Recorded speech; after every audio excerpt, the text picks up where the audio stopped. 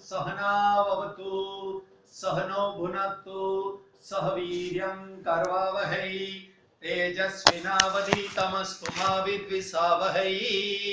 ओम शांति शांति शांति।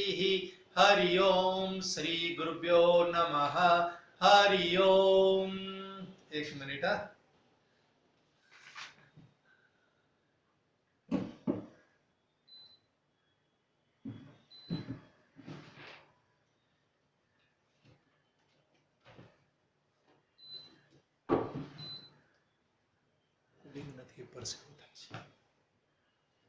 શ્રીમદ ભગવદ ગીતા અને એમાં અધ્યાય 1 ની પહેલા આપણે 18 અધ્યાયનો સાર સમજી રહ્યા છે, જેનાથી આપણને પહેલા અધ્યાયનો પાયો ખબર પડશે, અથવા તો પહેલો અધ્યાય આ 18 અધ્યાયનો પાયો છે એ ખબર પડશે। અને એમાં આપણે 5 અધ્યાય સુધી સાર સમજી ચૂક્યા છે। શ્રીમદ ભગવદ ગીતાના 5 અધ્યાયમાં મુખ્યત્વે કર્મયોગનો ઉપદેશ આપવામાં આવ્યો છે। પહેલો અધ્યાય છે અર્જુન વિષાદ યોગ। અર્જુનને વિષાદ થાય છે એટલે ભગવાન સીધું સાંખ્ય યોગ કહે છે, એટલે કે સીધું જ્ઞાન આપે છે। દુઃખનું મૂળ કારણ ભગવાન સમજાવી દે છે સાંખ્ય યોગમાં, અને એ ન સમજાતા કર્મયોગનો ઉપદેશ પણ થોડો આપે છે, પરંતુ એ પણ હજી નહીં સમજાયો। એટલે ત્રીજા અધ્યાયથી વિસ્તારથી કર્મયોગ, જ્ઞાન કર્મ સંન્યાસ યોગ અને કર્મ સંન્યાસ યોગમાં કર્મયોગનું જ્ઞાન આપે છે ને જ્ઞાન સાથે કરેલી સેવા કે કર્મયોગ કે નિષ્કામ કર્મ જ ફળદાયક છે એવું સમજાય। હવે કર્મયોગ કરે તો એ આપણને સફળતા ન મળે તો ભગવાન કહે છે કે માનસિક કર્મ પણ કરવું પડે, એટલે ધ્યાન યોગ। છઠ્ઠા અધ્યાયનું નામ છે ધ્યાન યોગ। તમારી માનસિક તૈયારીઓ ન હોય તો સેવા કરવા પાછળનો ભાવ તમારો બદલાય નહીં, માટે ધ્યાન યોગમાં મનને તૈયાર કરવાનું। ધ્યાન એ માનસિક કર્મ છે, એમાં મનને તૈયાર કરવાનું હોય છે।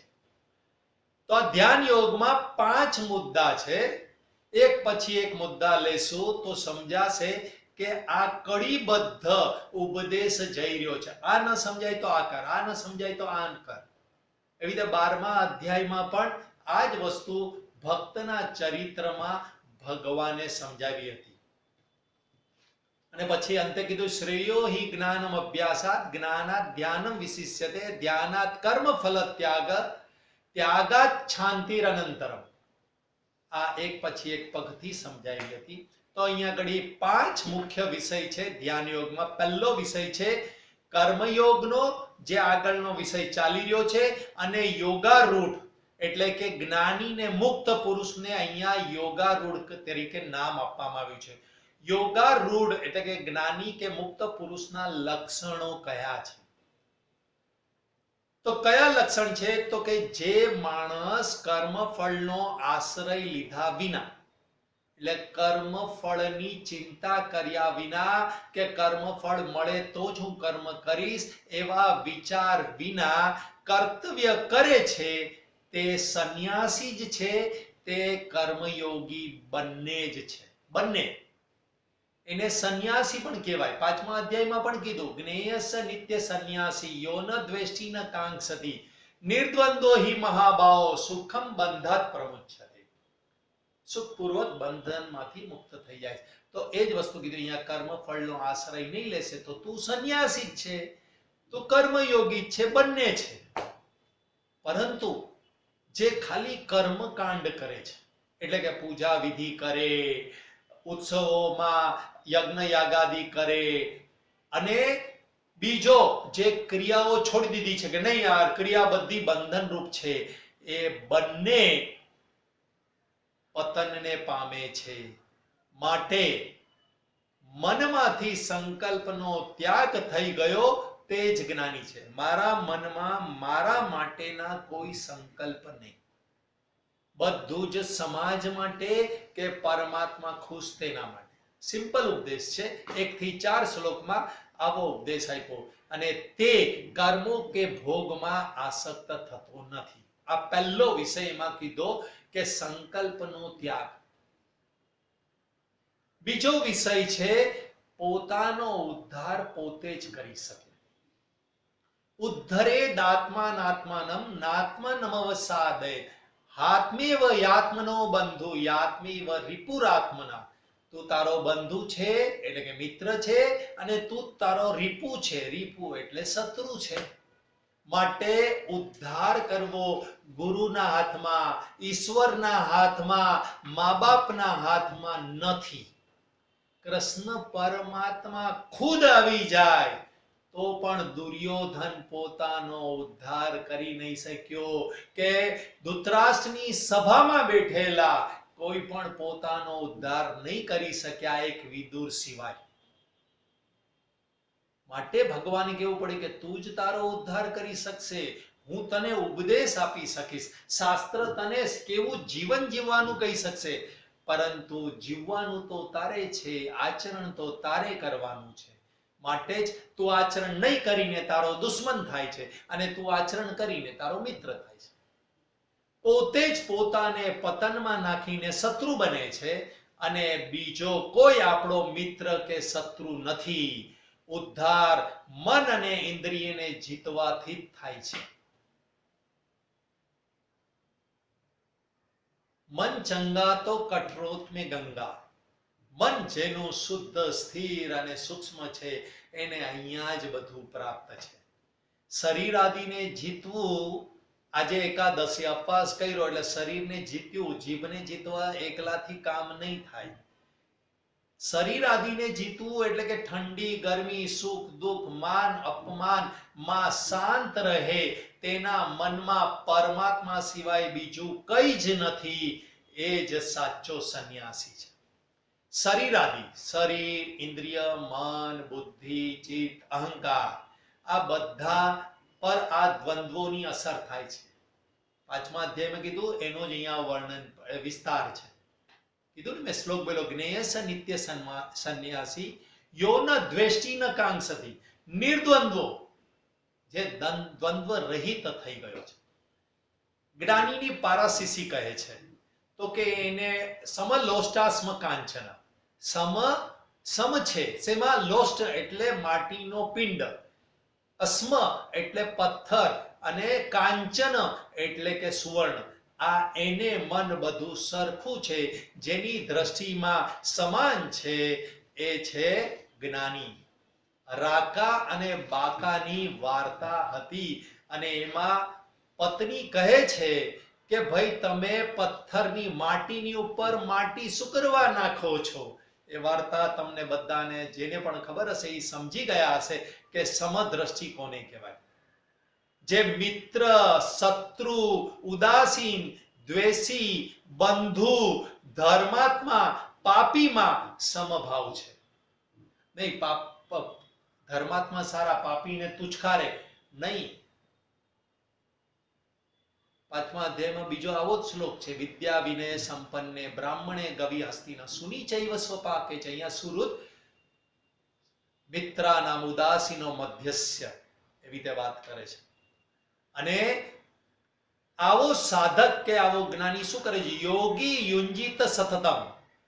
એ યોગી એટલે કે કર્મયોગી કે ધ્યાન યોગી, અહીંયા ધ્યાન યોગી છે. ધ્યાન યોગી પોતાના મનને પરમાત્મામાં જોડે રાખે છે. ધ્યાન યોગમાં પરમાત્મામાં જોડે રાખે છે. એટલે મન ઇન્દ્રિયને વશમાં રાખી, આશા રહિત થઈ, સંગ્રહ રહિત થઈ, એકલો એકાંત સ્થળે બેસી અને મન પરમાત્મામાં જોડે છે. આ ધ્યાન યોગની સામાન્ય માહિતી આપી. હવે એકચ્યુઅલી ધ્યાન યોગનો વિષય શરૂ થાય છે, ત્રીજો વિષય. એ 11 થી 32 શ્લોકમાં ત્રીજો વિષય ધ્યાન યોગનો શરૂ થાય છે અને એમાં ધ્યાન યોગની અતિથી ઇતિ એટલે કે શરૂઆતથી અંત સુધીની વાતો કરે છે. તેમાં શરૂઆતમાં શું કહે છે કે ભાઈ શુદ્ધ ભૂમિ અને પાથરના પર આસનમાં બેસી જવું.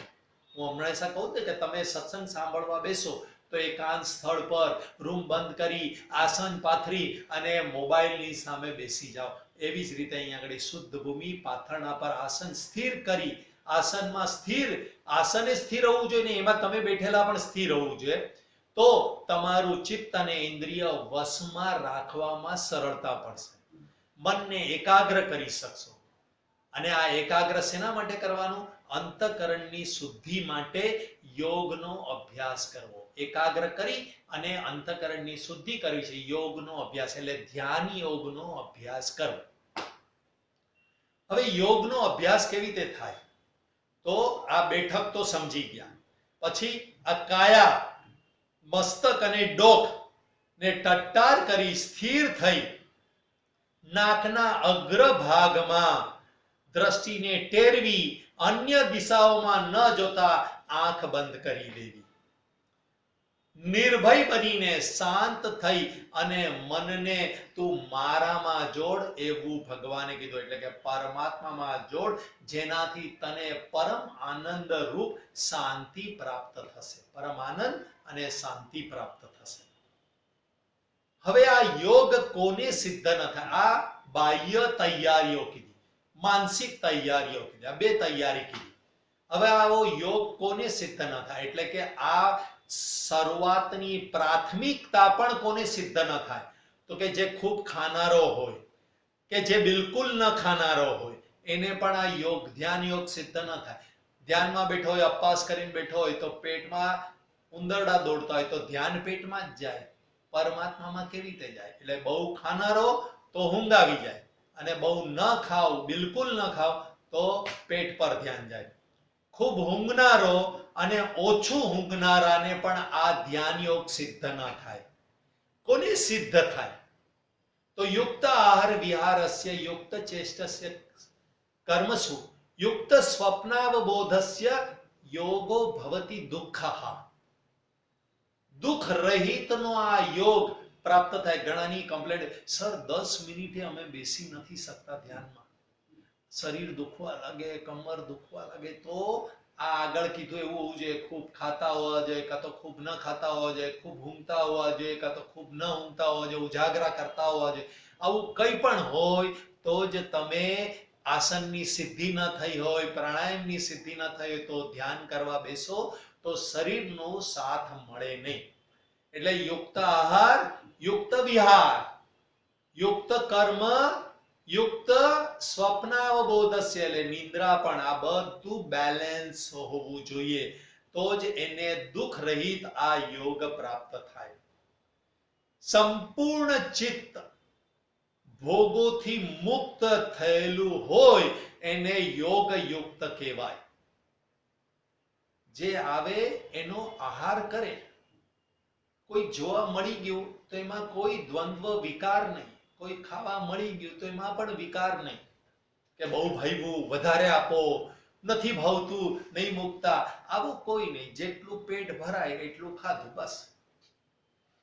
આ કાન, નાક, આ ઇન્દ્રિયો દ્વારા કદાચ જે વિષયો કાનમાં પડ્યા તો ઇન્દ્રિયો સુધી રવા દે, મનમાં એના વિકાર આવવા ન દે. એને કહેવાય સંપૂર્ણ વશમાં ચિત્ત. જે ભોગ કરતો જ નથી. ઇન્દ્રિયો ભોગ ગ્રહણ કરે, વિષય ગ્રહણ કરે, પણ પોતે તો ભોગ કરતો જ નથી. એને યોગ યુક્ત કહેવાય છે. ઉદાહરણ, જેમ વાયુ વિનાના સ્થાનમાં રહેલી દીવાની જ્યોત ડોલતી નથી, તેમ યોગી પણ ગમે તેટલા વિષયો આવે તો પણ એ ચલિત થતો નથી. પરમાત્માના ધ્યાનને લીધે એ આવો અભ્યાસ, આવી રીતે બેસીને, આવી રીતે જીવન વ્યવહાર જીવીને રોજ પરમાત્મામાં બેસે છે, એટલે ધ્યાનમાં બેસે છે. પરમાત્માના ધ્યાનને લીધે નિયમિત વર્ષો સુધી ધ્યાન કરવાથી શુદ્ધ અને સૂક્ષ્મ થયેલી બુદ્ધિ દ્વારા પરમાત્માનો સાક્ષાત્કાર કરતો રહે છે અને એ સચ્ચિદાનંદ ઘન પરમાત્મામાં જ સંતુષ્ટ રહે છે, એનાથી વિચલિત થતો નથી. બસ એકવાર જેણે આ રસ ચાખ્યો ને એને બીજો રસ ફીકો લાગે. વજન પણ છે આવું. અને એટલા માટે જ ભગવાને કીધું યમ લબ્ધ્વા ચાપરમ લાભમ મન્યતે ના અધિકમ તથ, એનાથી અધિક લાભ કોઈ નથી. ધ્યાન યોગની સિદ્ધિ થઈ જાય, ધ્યાન કરવામાં તમને મજા આવી જાય અને વધારેમાં વધારે વાર ધ્યાનમાં બેસવાનું ગમે, એનાથી વિશેષ લાભ કોઈ નથી. યમ લબ્ધ્વા ચાપરમ લાભમ, એનાથી વિશેષ લાભ કોઈ નથી. અને પછી આગળ કહે છે કે યોગ, આવા યોગની ડેફિનેશન શું છે? તમ વિદ્યા દુઃખ સંયોગમ વિયોગમ યોગ સંગનિતમ. ગીતામાં 2 જગ્યાએ યોગની ડેફિનેશન આપી છે. યોગ એટલે પરમાત્મા સાથે જોડાઈ જવાનું, અને એક્ચ્યુઅલ ડેફિનેશન તો બીજા અધ્યાયના 48મા શ્લોકમાં આપી છે, અને અહીંયા આગળ છઠ્ઠા અધ્યાયના 22મા શ્લોકમાં આપી છે. બીજા અધ્યાયના 48મા શ્લોકમાં કીધું યોગસ્થ કુરુ કર્માણિ સંગં ત્યક્ત્વા ધનંજય સિદ્ધ્ય સિદ્ધ્યો સમો ભૂત્વા સમત્વમ યોગ ઉચ્યતે. ઉચ્યતે એટલે કહેવાય છે. આ યોગને સમત્વમ યોગ કહેવાય છે. એટલે સમતામાં સ્થિત થવું એને યોગ કહેવાય, સમતામાં. અને અહીંયા આગળ કીધું તમ વિદ્યા 23મા શ્લોકમાં, તમ વિદ્યા એટલે તેને જાણ, યોગ તેને જાણ. એટલે કોને? તો કે દુઃખ સંયોગ વિયોગમ. દુઃખ એટલે સંસાર, સંસારનો જે સંયોગ થયો છે એનો વિયોગ થવો, એને યોગ કહેવાય છે. એવું પરમાત્માએ અહીંયા 23મા શ્લોકમાં બહુ ઇમ્પોર્ટન્ટ ડેફિનેશન યોગની આપી. યોગ માટે કશે જોડાવાની જરૂર નથી, કારણ કે તમે ને હું પરમાત્મા સાથે તો જોડાયેલા જ છે. કેમ? તો કે પરમાત્મા સ્વરૂપ છે. આ તો બહારથી થોપેલું છે, એનો વિયોગ કરવાનો. તમ વિદ્યા દુઃખ સંયોગ વિયોગમ. જે દુઃખરૂપ સંસારનો સંયોગ થયો છે એનો વિયોગ કરવો, એને જ યોગ કહેવાય. પહેલા સમત્વમાં સ્થિત થવું એને યોગ કીધું, ને અહીંયા આગળ કીધું હવે સહેલું સહેલું કરતા જાય. છોડ યાર, સમતામાં દ્વંદ્વોથી તું પર નથી થતો, કઈ વાંધો નહીં. સંસારની આસક્તિથી મુક્ત થઈ જાય, સંસારનો જે સંયોગ પકડી રાખ્યો છે એમાંથી મુક્ત થઈ જાય. ત્રીજો જ ધ્યાન યોગનો ટોપિક ચાલે છે. એટલે હવે ધ્યાન યોગમાં એક એક વસ્તુની આવશ્યકતા કીધી છે. સંકલ્પથી ઉત્પન્ન થતી કામનાને ત્યજી દે. પહેલું, જે સંકલ્પો કરી અને કામનાઓ ઉત્પન્ન થાય છે એને ત્યજી દે. ઉત્પન્ન તો થઈ ગઈ, તે સંકલ્પ કર્યો, ઉત્પન્ન થઈ ગઈ, એને ત્યજી દે. બીજું, મન વડે ઇન્દ્રિયને રોકી અને ધીરે ધીરે ઉપર રતીને પામવાનું છે. મન વડે ઇન્દ્રિયોને રોકી અને બસ બહુ થયું, બહુ થયું, બહુ કર્યું, જીવનમાં બહુ ભોગો ભોગવ્યા, બહુ જોઈ લીધું, બહુ ફરી લીધું, આવું. અને ત્રીજું, બુદ્ધિ દ્વારા આ 2 કામ કર્યા પછી બુદ્ધિ દ્વારા મનને પરમાત્મામાં સ્થિત કરવાનું છે. મન એકલું પરમાત્મામાં જશે તો ભટકી જશે, પરંતુ બુદ્ધિથી વિચાર કરીને, નહીં મનવા, આમાં જ લાભ છે, એટલે તું આમાં જ ચીટક. મેં જાણી લીધું છે તર્કબદ્ધ રીતે કે પરમાત્મામાં સ્થિત થવા રૂપી લાભથી વિશેષ કોઈ લાભ નથી. ચોથું, બીજું, વિચારે નહીં. વિચાર આવ્યો તો પાછો ખેંચી લે. પાંચમું, ફરી ફરી ચંચળ મનને પરમાત્મામાં લગાડે રાખે. આટલું કર્યા પછી પણ મન ભાગે તો પણ બુદ્ધિના હાથમાં એની લગામ હોય એટલે પાછું ખેંચે, લગાડે રાખવું. અને આમ કરતા કરતા અંતે ઉત્તમ આનંદ પ્રાપ્ત થશે. આનું ફળ શું? તો કે બધામાં એ મને અને મારામાં બધાને જોશે. આવું ભગવાન કહે છે. બધામાં પરમાત્માને જોશે અને પરમાત્માની અંદર બધાને જોશે. તેના માટે હું અદ્રશ્ય થતો નથી અને એ મારા માટે અદ્રશ્ય નથી. એટલે આવા જ્ઞાની યોગીને પરમાત્મા સર્વત્ર દેખાઈ રહ્યા છે અને પરમાત્માને એ યોગી કાયમ દ્રશ્યમાન છે. એની રક્ષા કરવાની જવાબદારી પરમાત્મા લે છે. નરસિંહ મહેતા, મીરાબાઈ વગેરે પરમાત્માના ધ્યાનમાં જતા, ઓ મારા ભક્તને તકલીફ છે, દોડી જાઓ.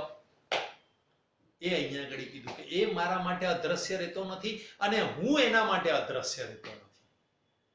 પોતાના મસ્તક, હાથ, પગ, ગુદા સાથે આપણે બ્રાહ્મણ, ક્ષત્રિય, વૈશ્ય અને શૂદ્ર જેવો વ્યવહાર કરીએ. મસ્તક સાથે બ્રાહ્મણ જેવો વ્યવહાર કરીએ કારણ કે જ્ઞાન પ્રાપ્ત કરીએ છીએ. હાથ સાથે ક્ષત્રિય જેવો વ્યવહાર કરીએ છીએ.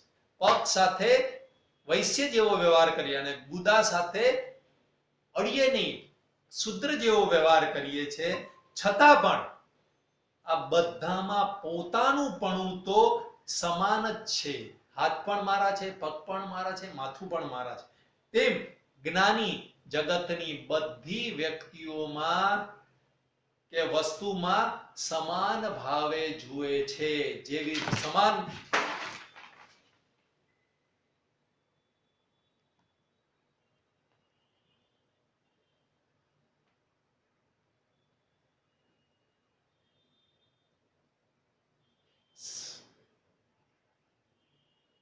સમાન વ્યવહાર નથી પરંતુ સમાન ભાવે જોઈએ છે. અવાજ આવે છે ને?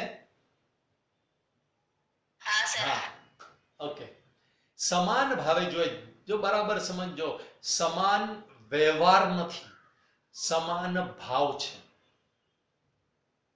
આપણે મસ્તક સાથે અલગ પ્રકારનો વ્યવહાર કરીએ, હાથ સાથે અલગ પ્રકારનો વ્યવહાર કરીએ.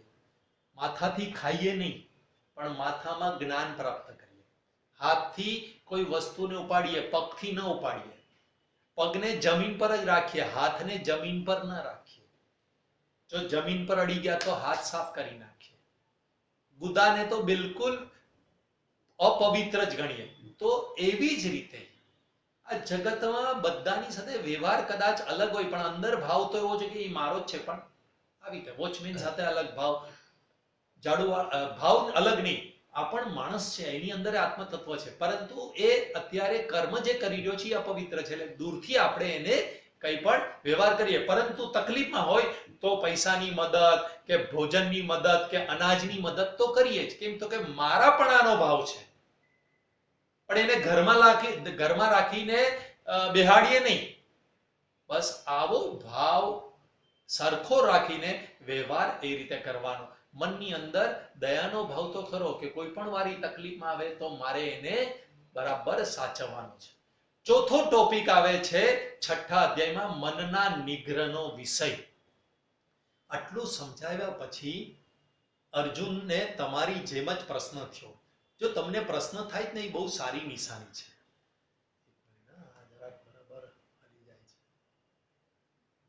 પ્રશ્ન થાય એ સારી નિશાની છે. તો અર્જુનને પ્રશ્ન થયો, ચંચલમ હિ મન કૃષ્ણ પ્રમાથી બલવદ દ્રઢમ તસ્યાહમ નિગ્રહમ મન્યે વાયુરેવસ દુષ્કરમ.